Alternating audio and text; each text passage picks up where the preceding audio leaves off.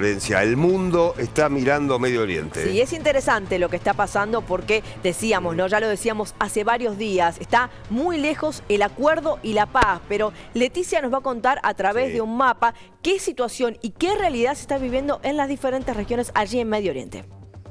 Así es, Flor y Pablo, lo vamos a ver a través de un mapa, esta escalada de violencia de la que venimos hablando en Medio Oriente para entender un poco qué viene pasando. Para eso nos vamos al comienzo, por supuesto, de la escalada de este último tiempo, casi último año, ¿no? Porque es una historia mucho más larga del conflicto en Medio Oriente. Pero, por supuesto, en lo más contemporáneo lo situamos en el 7 de octubre pasado, cuando el Hamas entra en Israel, asesina a 1.200 israelíes, secuestra a más de 250 y la respuesta de Israel fue un constante ataque durante casi todo este año. Se va a cumplir el próximo 7 de octubre. Para eso nos vamos, decía, al mapa, porque es clave entender cómo está Medio Oriente. Gaza está acá, es la franja al momento, como les decía, a casi un año del comienzo de la guerra. Se calcula que ya hay 40.000 palestinos de Gaza, gazatíes, muertos como consecuencia de los ataques. En la par, cuando hablamos de lo que es Palestina, los territorios de Palestina, está la Franja de Gaza y a su vez Cisjordania y lo que es Jerusalén Este. Un territorio que se calcula que un 25% está controlado por la Autoridad Nacional Palestina, por Mahmoud Abbas. El resto se calcula que el gran porcentaje son asentamientos israelíes, que esto es uno de los pedidos. De hecho, hubo una resolución nuevamente de Naciones Unidas que le piden que se retire justamente de lo que es Jerusalén Este y la Cisjordania. La Franja de Gaza está gobernada de facto por Hamas, que justamente les decía, fue quien atacó a Israel y dio comienzo a lo que se está viviendo ya casi un año. Pero en paralelo a esta situación, en Israel, ¿qué está pasando? Por un lado, más de 100 israelíes que siguen secuestrados en la Franja de Gaza. Yo decía, al principio eran 250, se llevó adelante una negociación en noviembre pasado, liberaron a más de 100.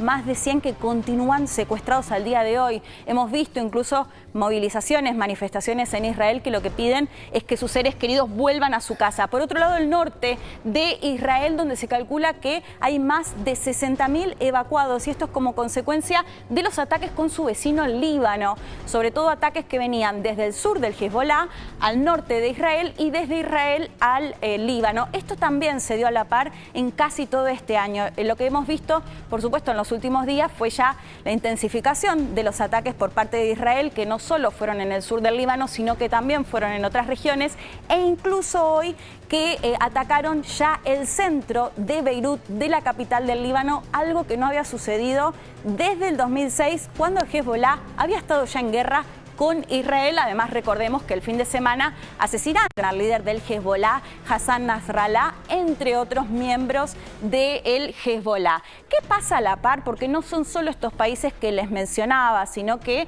por supuesto, tenemos que hablar también de la República Islámica de Irán. ¿Y por qué hablamos de Irán? Porque financia, apoya decía, al Hezbolá libanés, al Hamas en la Franja de Gaza y también a los hutíes en Yemen. Yemen es un país que desde hace una década también está en guerra.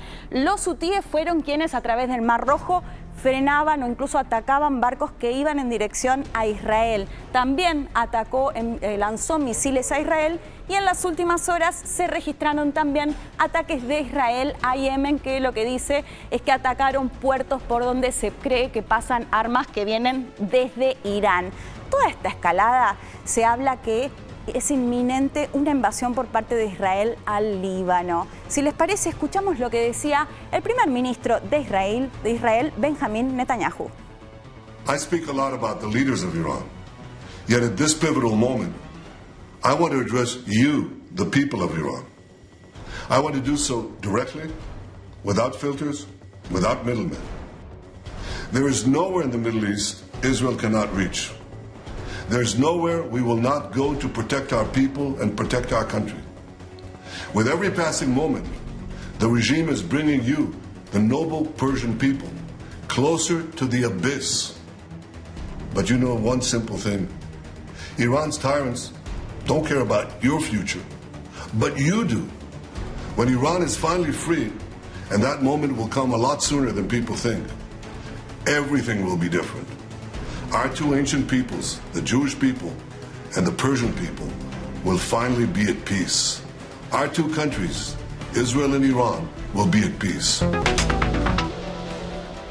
Parte de lo que decía el premier israelí, recordemos que lo que sostienen que parte de los objetivos es, por un lado, que los más de 60.000 evacuados puedan volver a sus casas, en el norte también, como decía, los secuestrados israelíes, y atacar o terminar con lo que es el Hezbollah y el Hamas en la franja de Gaza. Quien habló también fue quien ahora es el número 2 del Hezbollah, estamos hablando de Qasim, que dijo que si Israel va a invadir, si va a enviar tropas, ellos están preparados.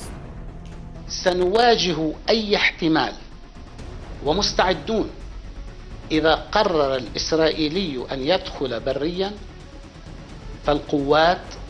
قوات المقاومة جاهزة للالتحام البري.